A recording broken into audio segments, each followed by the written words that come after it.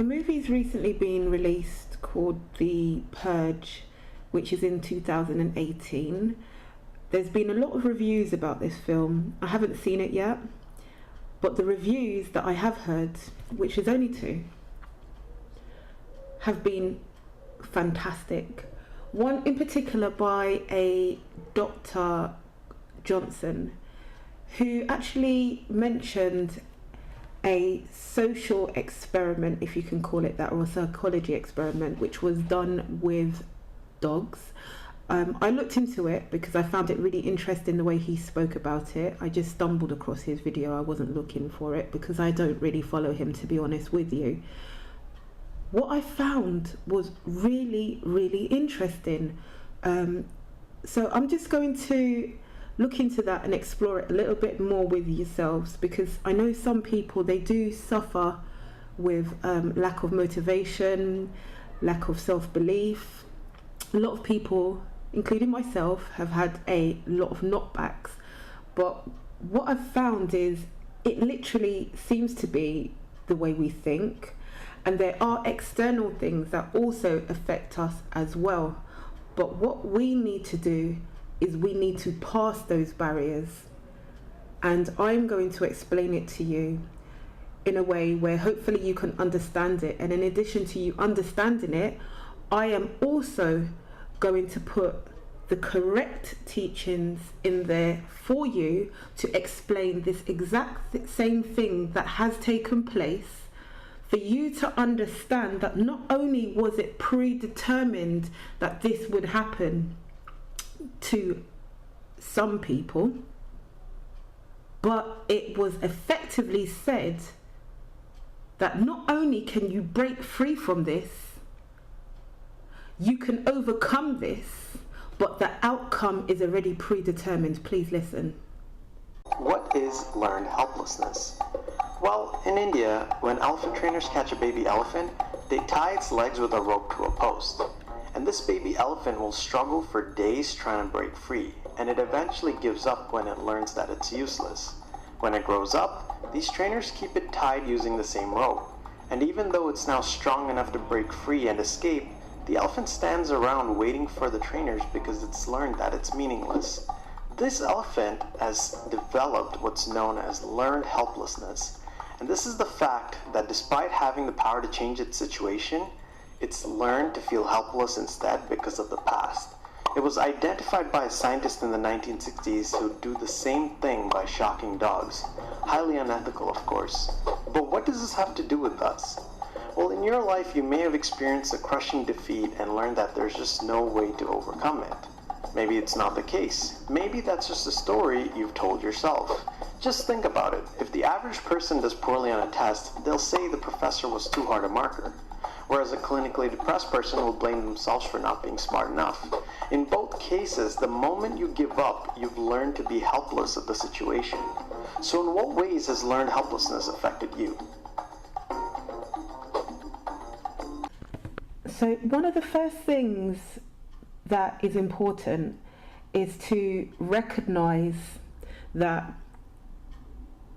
someone, something, or people are trying or have tried or have been successful, depending on what stage in your life you are, to make you helpless, believe you're helpless, feel like you have absolutely no choice in what's happening in your life or what can happen in your life as a result of whatever the circumstances are for you, because obviously it is different for everybody at different stages in their life, depending.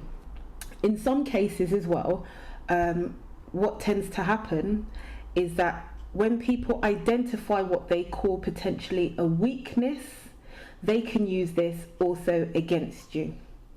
Now, things can happen even in a classroom situation, for example, with children, where you can have systems in place where there are reward mechanisms, and some children that are deserving are not rewarded or even acknowledged. This is critically important because at a stage when the mind is developing and they're not being recognised, they're being ignored, or whatever the circumstances are, your child or children could be being programmed to feel this sense of helplessness at a very critical stage of development.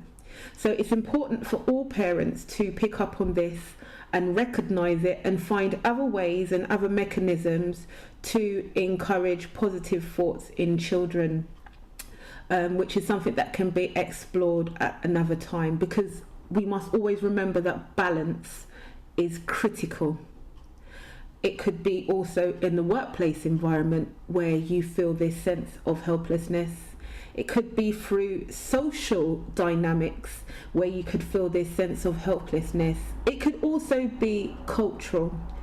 It can also just literally be based on observations of what you see happening day in, day out, consistently in particular environments, situations, or with particular groups.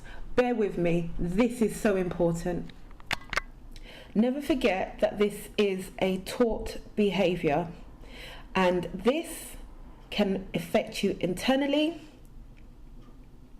which is called internal attributions, stable attributions, which is a consistent thing which does not change. For example, if you're tall or short in stature, that can't change. You can't do anything to change that.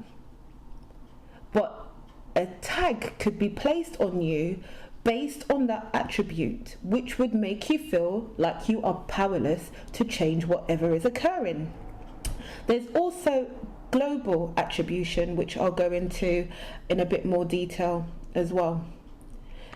It's so important that you don't get bogged down in terms of the terms. You just have to understand what is taking place and what's going on. So again, as a reminder, in an experiment, they took two dogs and put them in two different cages. One being a cage with an electric shock that goes off when the dog tries to escape, and the other being a normal lock. When the dog with the normal lock tries to escape, he's successful. When the other dog with the electric shock tries to escape, he gets shocked. After a few unsuccessful shock attempts, he just sat back in the corner and gave up. They then took these two same dogs and put them in the same cage with no shock. The dog in the previous cage with no shock got up and escaped the cage with no hesitation.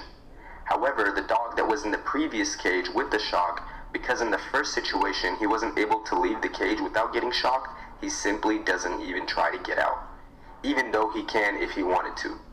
And this is what is called learned helplessness. So a scriptural explanation for that could be found in Deuteronomy 28:48, which reads, "Therefore shalt thou serve thy enemies, which the Lord shall send against thee, in hunger and in thirst and in nakedness and in want of all things. And he shall put a yoke of iron upon thy neck until he have destroyed thee." And Isaiah 58:6, which reads, "Is not this the fast that I have chosen? To loose the bands of wickedness, to undo the heavy burdens, and to let the oppressed go free, and that ye break every yoke." Now remember that this is a taught helplessness, but what we need to think about here and consider is who taught this, because in Nahum 1:13 it states, "For now I will break his yoke from off thee, and I will burst thy bonds in sunder." So you need to imagine this, you need to think about this, you need to pray on this, you need to remember this. So I'll read again. "For now will I break his yoke from off thee, and will burst thy bonds in sunder." So hold on to this and remember, Galatians 5 verse 1 reads, Stand fast, therefore, in the liberty wherewith Christ hath made us free, and be not entangled again with the yoke of bondage. So I remind you again. Have you ever felt like there was something blocking you from achieving a certain goal? Or by experiencing many failed attempts at certain tasks? Well, little did you know that this may not always be because of certain difficulty levels, but it is that you are experiencing a term called learned helplessness. What is learned helplessness? In the May of 1967, a famous psychological study was published which was later known as the theory of learned helplessness. An American psychologist by the name Martin Seligman first initiated his research, which later expanded into experiments by Seligman and other scientists. Martin Seligman and his colleagues were doing research on classical conditioning, or by the process in which an animal or human associates one thing with another. In the case of Seligman's experiment, he would ring a bell and then give a light shock to a dog. After a number of times, the dog reacted to the shock before it even happened. So you're hearing the detail that is going into this research into how to encourage a sense of helplessness. In other words, how to teach a dog or people how to have a sense of helplessness. So I bring your attention to this, which is Psalms 64:6, which reads, "They search out iniquities, they accomplish a diligent search. Both the inward thought of every one of them and the heart is deep." According to the scriptures, the heart means the mind. So when it says the heart is deep, it means the mind is deep, very deep. Deep thinking, looking really hard into how to encourage a sense of helplessness, for you to learn that, for you to believe that, for you to never escape that. The dog heard the bell. He reacted though he'd already been shocked. Seligman put each dog into a large crate that was divided down the middle of a low fence. The dog could see and jump over the fence if necessary. The floor on one side of the fence was electrified, but not the other side of the fence. Seligman put one dog on the electrified side and administered a light shock. He expected the dog to jump to the non-shocking side of the fence, but instead the dog laid down. It was as though they learned from the first part of the experiment that there was nothing that they could do about the certain situation, so they decided to give up anyway. Despite having the power to fix certain situations, we learn to feel helpless instead. So according to the theory, which we're looking into, which is basically classical conditioning, which is how to induce learned helplessness, it is a very strong indicator that past experiences help to frame the narrative for people to have a very strong sense of being helpless and believing, through being taught it through various methods, that they are helpless. Galatians 5 verse 5 reads, "For we, through the Spirit, wait for the hope of righteousness by faith." 2 Timothy 1 verse 7. "Never forget this, for God hath not given us the spirit of fear, but of power, of love, and of a sound mind." I have to read that again. You have to hear this, you have to believe this, you have to know this, but you have to know this in faith. You have to believe and understand through faith that for God have not given us the spirit of fear, but of power, of love, and of a sound mind. Understand that and believe that, and pull yourself out of whatever sense of helplessness you have, because it's a lie.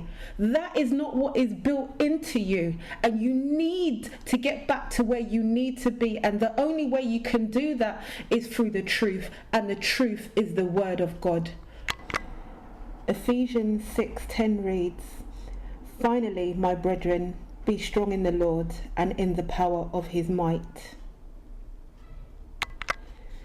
Amos 4:13 reads, "For lo, He that formeth the mountains and createth the wind, and declareth unto man what is his thought, that maketh the morning darkness, and treadeth upon the high places of the earth. The Lord, the God of hosts, is his name. So, keeping it very simple, for those who are struggling to understand, in July 2018, we had Russia turn dark for 3 hours in the daytime. So I will read Amos 4, verse 13 again, just to summarize that. For lo, he that formeth the mountains and createth the wind, and declareth unto man what is his thought, that maketh the morning darkness. I'll stop there for you to get it. Russia turned dark for 3 hours, and it has been said that it was blamed on the devil by locals. So what you need to understand is, according to Amos 4 and 13, the God of hosts is his name, not the devil. Okay? So this is a real power that we are talking about, which is God. So I am encouraging all of you that feel helpless and don't understand what is going on, why you feel the way you are, that the power that turned that day into darkness for 3 hours is the same power that will pull you out of your sense of helplessness if you just listen to his words and you understand that this is true. He is the truth, and he has been silent for a long time, but he will listen to you if you will call upon him in the right way. Wisdom 6:11 says, which is wisdom of Solomon, says, wherefore set your affection upon my words, desire them, and ye shall be instructed. Never forget that a foundation built on lies, built on mistreatment, it can't stand, it's sandy. It will fall because there is no foundation which it really is based upon. Because if it's not true, it's going to be destroyed. It's just that simple.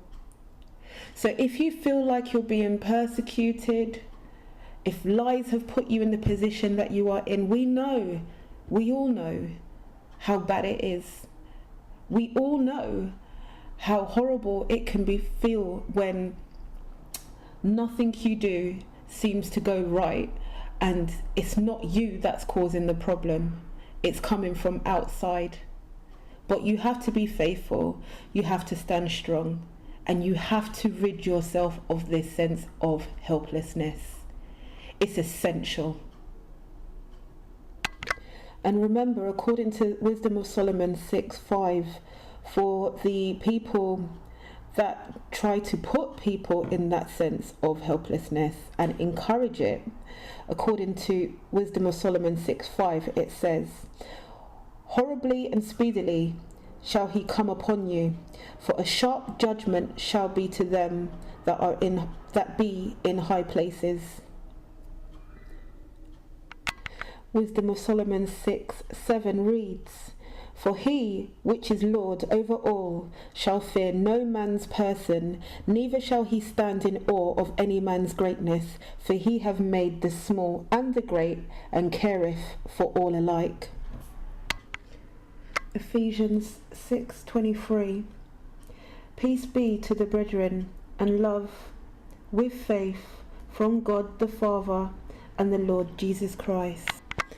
Wisdom of Solomon 6:25. Receive therefore instruction through my words, and it shall do you good. Those words are contained within the Bible. Additions to Esther 13:17. Hear my prayer, and be merciful unto thine inheritance. Turn our sorrow into joy, that we may live, O Lord, and praise thy name, and destroy not the mouths of them that praise thee, O Lord. Wisdom of Solomon 3:10. But the ungodly shall be punished according to their own imaginations, which have neglected the righteous and forsaken the Lord. For whoso despiseth wisdom and nurture, he is miserable, and their hope is vain, their labours unfruitful, and their works unprofitable. So that's quite important to remember that as well, is that the people or persons that try to make you feel helpless and try to give you that sense of powerlessness, despair, depression, all of those nasty, horrible feelings that you and I, most people that have normal rational minds, wouldn't imagine doing to anybody, because we just know that it's not right, it's wrong. But there's people that delight in that. So according to Wisdom of Solomon 3:11, it tells you their condition, and as it will be, and as it will be done, which is, for whoso despiseth wisdom and nurture, he is miserable, and their hope is vain, their labours unfruitful, and their works unprofitable. Wisdom of Solomon 3:19, for horrible is the end of the unrighteous generation. So despite the fact, according to Psalms 69:26, for they persecute him who thou hast smitten, and they talk to the grief of those whom they have wounded, it makes it very clear that the people that seek to put you in that sense of helplessness, you know, appealing to a conscience or a better feeling, it's just not worth it, because they continue to persecute you. They or them or that particular person, whatever your case may be. Psalms 69:27 reads, add iniquity unto their iniquity, and let them not come into thy righteousness. Let them be blotted out of the book of the living, and not be written with the righteous. That's 28. 22. Let their table become a snare before them, and that which should have been for their welfare, let it become a trap. They that sit in the gate speak against me, and I was the song of the drunkards. That's 69:12. Nahum 1:10 reads, for while they be folden together as fawns, and while they are drunken as drunkards, they shall be devoured as stubble, fully dried. Again I read, for while they be folden together as fawns, and while they are drunken as drunkards, they shall be devoured as stubble, fully dry. Psalms 69:13. But as for me, my prayer is unto thee, O Lord, in an acceptable time, O God. In the multitude of thy mercy, hear me, in the truth of thy salvation. 14. Deliver me out of the mere, and let me not sink. Let me be delivered from them that hate me, and out of deep waters. 16. Hear me, O Lord, for thy loving kindness is good. Turn unto me, according to the multitude of thy tender mercies. Exodus 8:23.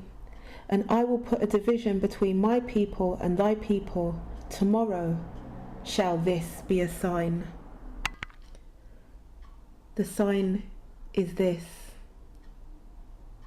9:14. For I will put at this time, send all my plagues upon thine heart, and upon thy servants, and upon thy people, that thou mayest know that there is none like me in all the earth. Remember that the heart is the mind, and this is basically what's being said in regards to those that try to put you in that state of helplessness. So I will read again, because this is the promise, and it will be seen as a sign tomorrow. Exodus 9:14.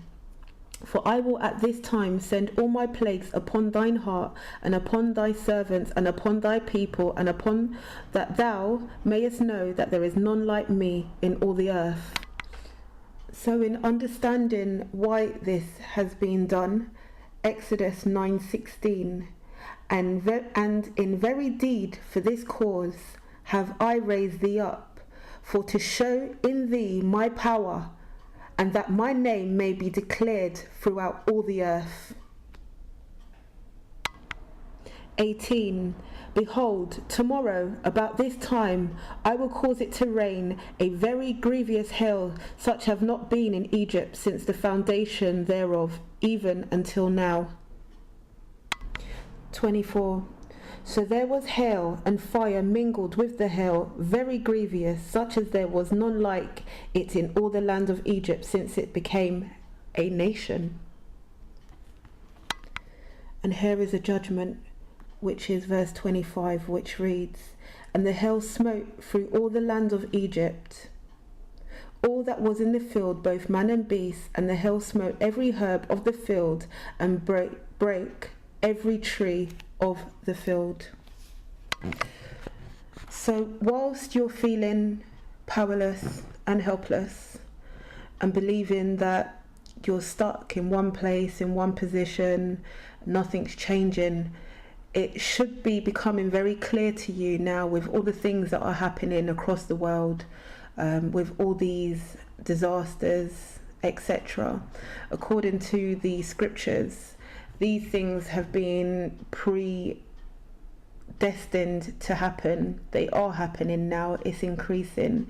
And so seeing these things, it should encourage you to come out of the sense of powerlessness that you have, because you have to understand that there's something much greater than you, much greater than I, much more powerful.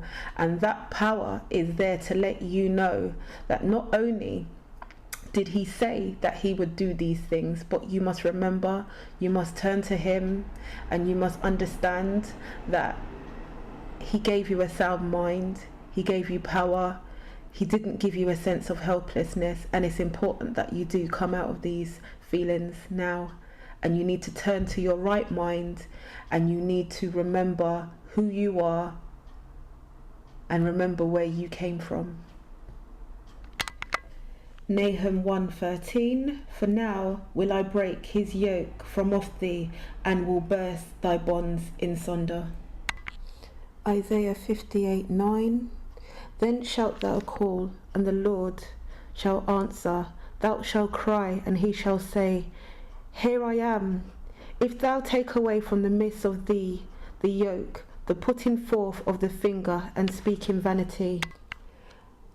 And the Lord shall guide thee continually, and satisfy thy soul in drought, and make fat thy bones, and thou shalt be like a watered garden, and like a spring of water, whose waters fail not. Isaiah 55:11, So shall my words be that goeth forth out of my mouth. It shall not return unto me void, but it shall accomplish that which I please, and it shall prosper in the thing whereto I sent it. And never forget, always remember this, Isaiah 63:9. In all their affliction he was afflicted, and the angel of his presence saved them. In his love and in his pity he redeemed them, and he bared them, and he carried them all the days of old. Romans 13:11, And that, knowing the time, that now it's high time to wake out of sleep, for now is our salvation nearer than we believed.